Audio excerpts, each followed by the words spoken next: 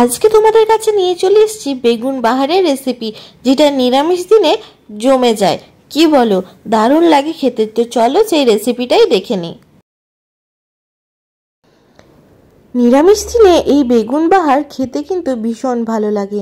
এটা যেহেতু আর সম্পূর্ণ নিরামিষ, তাই এক থালা ভাত এই দিয়েই সম্পূর্ণ হয়ে যায়। তাই জন্য এখানে একটা গোটা বেগুনকে এইভাবে টুকরো করে কেটে নিতে হবে। এখানে প্রথমে দেখে নিতে হবে যাতে কোনো পোকা না থাকে। যদি পোকা বেরোয় তো সেই অংশটাকে কেটে বাদ দিয়ে দিতে হবে। দেখো, একদিকটা খুব ভালো ছিল, একদিকটা একটু পোকা ছিল, তাই সেই জায়গাটা কেটে বাদ দিয়ে দেব।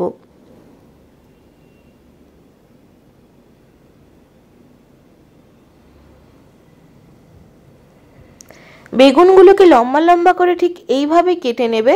এর মধ্যে হলুদ গুঁড়ো ও নুন দিয়ে ম্যারিনেট করে নেব। এই রেসিপিটা বানানো অত্যন্ত সহজ, তাই ভিডিওটা শেষ অবধি দেখতে থাকার অনুরোধ রইল।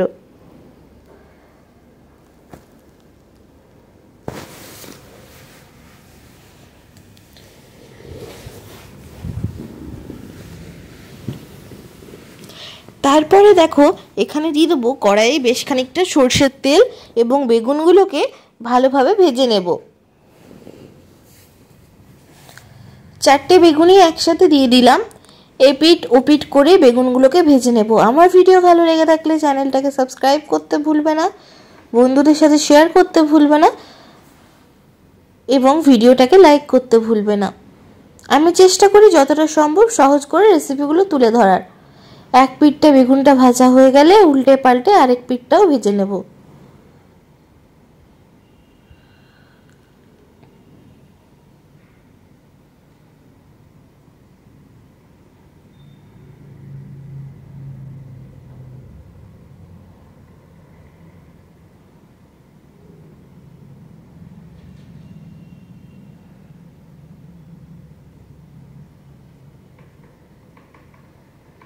দেখো, দু পিঠটাই বেগুনটা ভাজা হয়ে গেল। এবার তুলে রেখে নেব।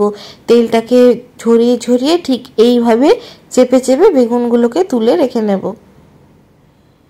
দেখে নেবে যাতে বেগুনটা ভেতরে কাঁচা না থাকে, তাই সেইভাবে ভেজে তুলে নেবে।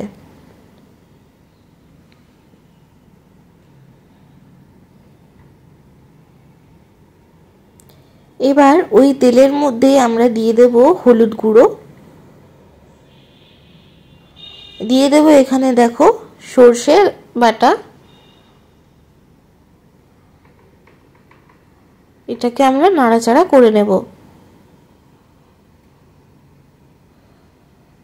এরপরে এর মধ্যে দিয়ে দেবো পোস্ত বাটা,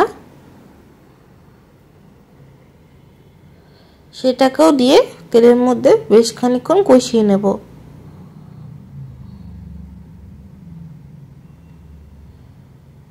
দিয়ে দেবো স্বাদ মতো লবণ,